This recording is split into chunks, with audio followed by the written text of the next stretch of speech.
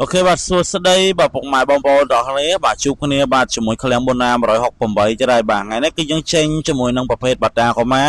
ដែលមានឆ្នាំផលិត2013ពុកម៉ែបងប្អូនជាមួយនឹងប្រភេទបាទ option ពង1ជាប្រភេទតួត្រង់វែងបាទ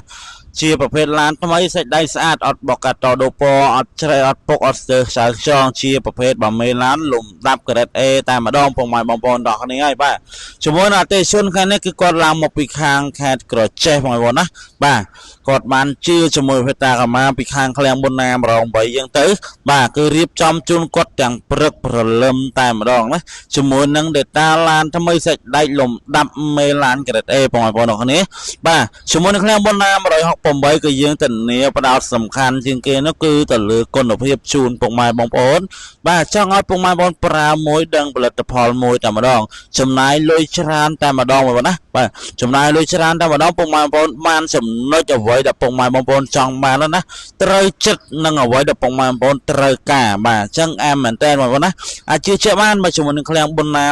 168យើងមានច្រើនគ្រឿងមែនតើបងប្អូនណាបាទអាចធ្វើការជឿជាក់សេវាកម្មទិញដាច់ក៏បានវាយដូរក៏បានឬក៏បងរំលោះក៏បានដែរពុកម៉ែបងប្អូនទាំងគ្នាបាទមានគ្រប់សេវាកម្មគ្រប់25ខេត្តក្រុងហើយសម្រាប់ពុកម៉ែបងប្អូនដែលគាត់មានលក្ខខណ្ឌពិសេសអាចរំលោះជាមួយឃ្លាំងផ្ទាល់បានផងដែរបាទអរគុណច្រើនពុកម៉ែបងប្អូន